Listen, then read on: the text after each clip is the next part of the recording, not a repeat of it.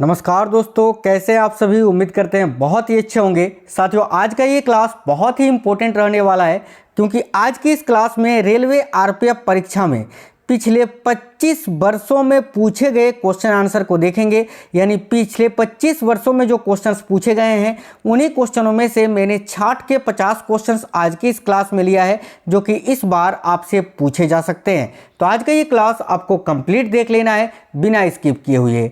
तो चलिए फिर बिना देरी किए हुए शुरू करते हैं। आप सभी से एक रिक्वेस्ट है, क्लास को एक लाइक और अपने दोस्तों के साथ जरूर शेयर कर देना।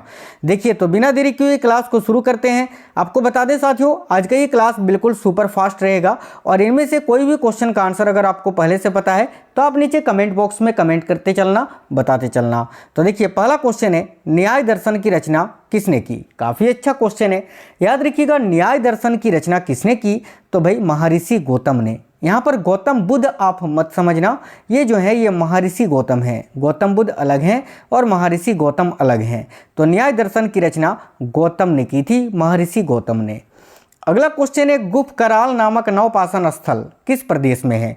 ये जो गुप्त कराल है ये एक नवपाषाण स्थल है। आपको बताना ये है कि ये वर्तमान में भारत के किस राज्य में है। तो देखिए, करेक्ट आएगा ऑप्शन नंबर ए, जम्मू कश्मीर में। नेक्स्ट है, किस चालुक्य राजा ने बेंगी में अपनी राजधानी बनाई थी। यानी कौन सा वो चालुक्य राजा है जिन्होंने अपनी राजधानी बेंगी में बनाई थी। तो करेक्ट आएगा ऑप्शन नंबर ए, विष्णुवर्धन ने। नेक्स्ट क्वेश्चन है, इबादत खाना किस लिए बनवाया गया था। तो भाई याद रखिएगा, इबादत खाना जो है ना ये धर्म की चर्चा के लिए, धर्मों की चर्चा के लिए बनवाया गया था। तो करेक्ट है ऑप्शन नंबर ए, धर्मों की चर्चा के लिए। आगे देखिए, थ्रू दी डार्क कंटिनेंट, काफ़ी अच्छा क्वेश्चन है। थ्रू दी डार्क कंटिनेंट पुस्तक के लेखक कौन है। तो भाई देखिए, इस पुस्तक को किसने लिखा था। तो हेनरी स्टैनली ने। करेक्ट है option number A, through the Dark continent. इस पुस्तक के लेखक कौन है। तो हेनरी स्टैनली। अगला, भारत का सबसे बड़ा वन्यजीव अभयारण्य कौन सा है। ध्यान से देखिएगा, काफ़ी महत्वपूर्ण क्वेश्चन है ये।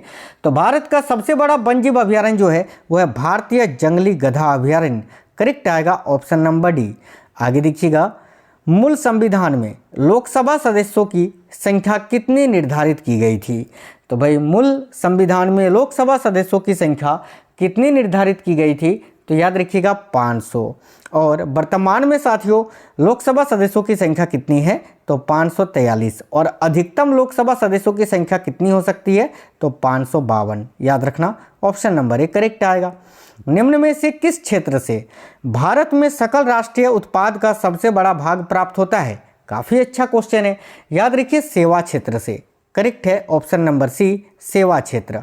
वर्तमान में भारत का एकमात्र टंगस्टन उत्खनन केंद्र कौन सा है। तो देखिए, भारत का एकमात्र टंगस्टन उत्खनन केंद्र जो है वो कहाँ पर है। तो डेगाना में है। याद रखिएगा, डेगाना राजस्थान में। आगे देखिए, नेक्स्ट है, इनसाइड ट्रेडिंग किससे संबंधित है। तो भाई इनसाइड ट्रेडिंग का संबंध किससे है। तो याद रखिए शेयर बाजार से। ऑप्शन नंबर सी, शेयर बाजार। अलाउद्दीन खिलजी के आक्रमण के समय देवगिरी का शासक कौन था। बहुत महत्वपूर्ण प्रश्न है। तो देखिए, अलाउद्दीन खिलजी के आक्रमण के समय देवगिरी का शासक कौन था। तो भाई याद रखिएगा, करेक्ट आएगा Ramchandra Dev. Option number A. Next है, सविनय अवज्ञा आंदोलन 1930 की पराकाष्ठा में गांधी जी ने किसके साथ समझौता पर हस्ताक्षर किया था। तो देखिए, करेक्ट आएगा लॉर्ड इरविन के साथ। 5 मार्च 1931 को महात्मा गांधी और लॉर्ड इरविन के बीच में ये इरविन समझौता हुआ था। याद रखना। बंगाल की एशियाटिक सोसाइटी के प्रवर्तक कौन थे। या बंगाल की एशियाटिक सोसाइटी की स्थापना किसने की थी। 1784 ईस्वी में। तो याद रखिएगा, करेक्ट आंसर हो जाएगा यहाँ आपका option number B, sir William Jones ने। आगे देखिए, नेक्स्ट है, योगाचार या विज्ञानवाद के प्रतिपादक कौन थे। तो भाई देखिए, योगाचार या विज्ञानवाद के प्रतिपादक थे Mahakashyap. Option number D correct होगा, महाकश्यप। ये याद रखना है। दिल्ली के सुल्तान बलबन का पूरा नाम क्या था। तो दिल्ली के जो सुल्तान थे बलबन, इनका पूरा नाम आपको बताना है। तो याद रखिएगा, उनका पूरा नाम था ग्यासुद्दीन बलबन। करेक्ट है option number C, Ghiyasuddin Balban.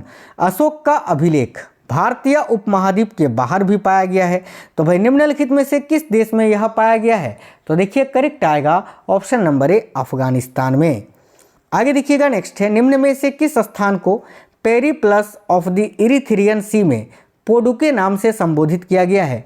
तो करेक्ट आएगा अरिका मेडुको। याद रखिए, पेरिप्लस ऑफ द इरीथ्रियन सी में पोडुके नाम से किस स्थान को संबोधित किया गया है? तो अरिका मेडुको।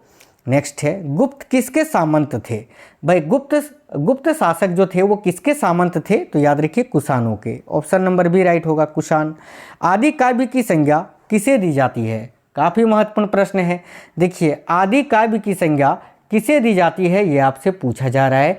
तो भाई याद रखिएगा, आदि काव्य की संज्ञा रामायण को दी जाती है। करेक्ट है साथियों, ऑप्शन नंबर ए रामायण यहाँ आपको याद रखना है। चलिए तो नेक्स्ट क्वेश्चन देखते हैं। देखिए, कृष्णदेव राय ने अमुक्तमाल्यद काव्य की रचना किस भाषा में की थी? तो याद रखना, कृष्णदेव राय जो कि विजयनगर साम्राज्य के शासक थे, इन्होंने अमुक्तमाल्यद नामक एक काव्य की रचना की थी तेलुगु भाषा में। करेक्ट आएगा साथियों option number C Telugu. Maratha काल में स्थायी घुड़सवार सेना एवं अस्थायी घुड़सवार सेना क्या कहलाती थी? तो करेक्ट आएगा पागा, याद रखिए, या बरगीर एवं सिलहदार। करेक्ट आएगा यहाँ आपका ऑप्शन नंबर ए।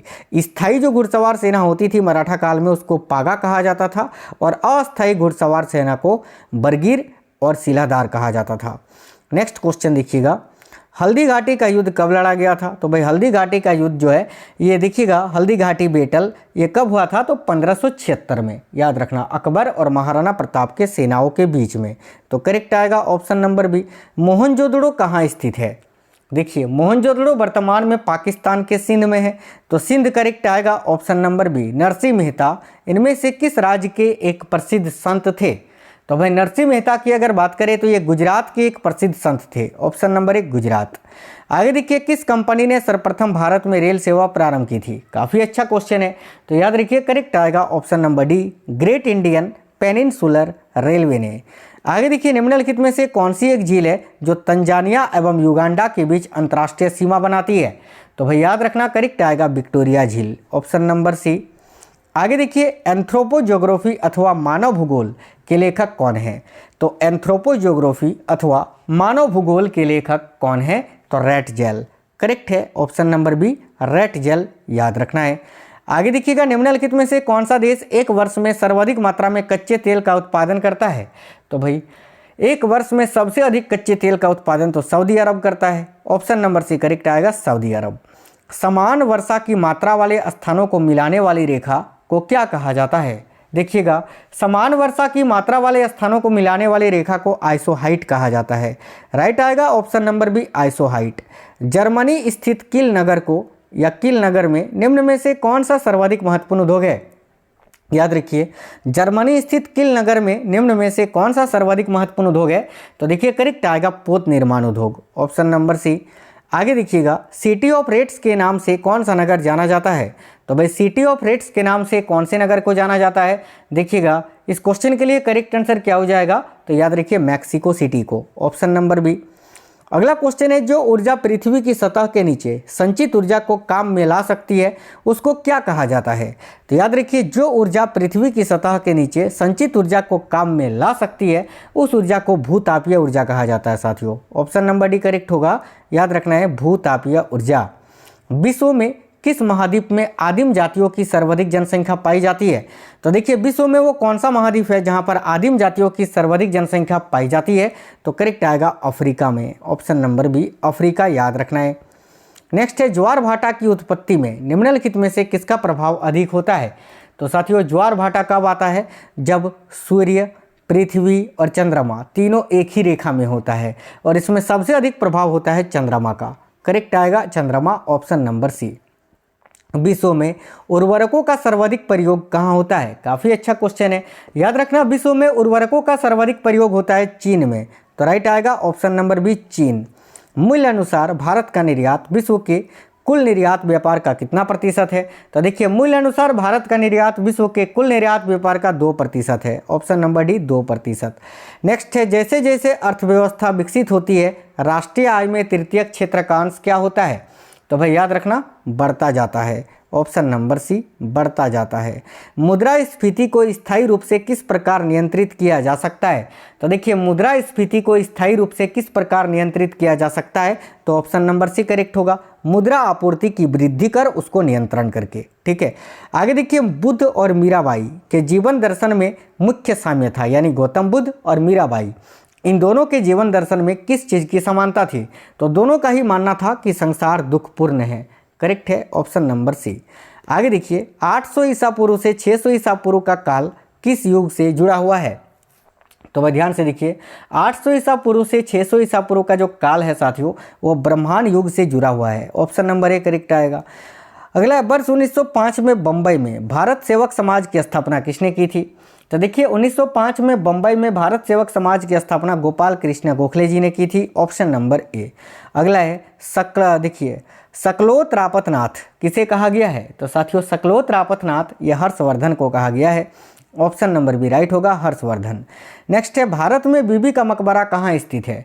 तो याद रखिएगा, भारत में बीबी का मकबरा औरंगाबाद में स्थित है साथियों, जिसको द्वितीय ताजमहल के नाम से भी जाना जाता है। ये औरंगजेब की पत्नी का मकबरा है। रजिया सुल्तान किसकी बेटी थी? तो याद रखिए, रजिया सुल्तान जो है ना, ये इल्तुतमिश की बेटी थी। ऑप्शन नंबर ए। निम्नलिखित संगठनों में से किसने शुद्धि आंदोलन का समर्थन किया था? तो देखिए, ये जो संगठन है, इनमें से वो कौन सा संगठन है जिसने शुद्धि आंदोलन का समर्थन किया था? तो राइट आएगा आर्य समाज ने। आर्य समाज की बात करें तो इसकी स्थापना 1875 ईस्वी में स्वामी दयानंद सरस्वती जी ने की थी, बंबई में। नेक्स्ट है, उपराष्ट्रपति का निर्वाचन किसके द्वारा होता है? तो भाई, उपराष्ट्रपति का निर्वाचन ये किसके द्वारा होता है? देखिए, करेक्ट आएगा संसद के द्वारा। ऑप्शन नंबर बी करेक्ट आएगा, संसद। नेक्स्ट है, भारत भारती के रचनाकार कौन है? याद रखिएगा, भारत भारती के रचनाकार कौन है? तो देखो, करेक्ट आएगा Maithili Sharan Gupt. Option number D. Next question है, संयुक्त राज्य अमेरिका की डेथ वैली अवस्थित है कहाँ? तो संयुक्त राज्य अमेरिका की जो मृत घाटी है डेथ वैली, ये कैलिफोर्निया में स्थित है, याद रखना। Option number B. अगला है, भूगोल भूतल का अध्ययन है, किसने कहा था? देखिए, भूगोल भूतल का अध्ययन है, यह किसने कहा था? तो भाई करेक्ट आंसर हो जाएगा, याद रखना है आपको, ऑप्शन नंबर बी कांट ने। कांट करेक्ट आंसर हो जाएगा, यहाँ याद रखना है। निम्नलिखित में से कौन सी वातावरणीय परत सूर्य की पराबैंगनी किरणों को अवशोषित कर लेती है? तो देखिए, इनमें से कौन सी वातावरणीय परत है जो सूर्य की पराबैंगनी किरणों को अवशोषित कर लेती है? तो याद रखिए, ओजोन मंडल। ऑप्शन नंबर डी करेक्ट हो जाएगा। आज की इस क्लास में बहुत ही इंपॉर्टेंट क्वेश्चंस थे और ये क्वेश्चन साथियों प्रीवियस ईयर क्वेश्चंस थे। अब आपको क्वेश्चंस कैसे लगे हैं कमेंट बॉक्स में बताइए। वीडियो अगर पसंद आया है तो एक लाइक और अपने दोस्तों के साथ जरूर शेयर करिए। मिलेंगे आपसे अगले क्लास में नेक्स्ट वीडियो में, तब तक के लिए जय हिंद साथियों, वंदे मातरम।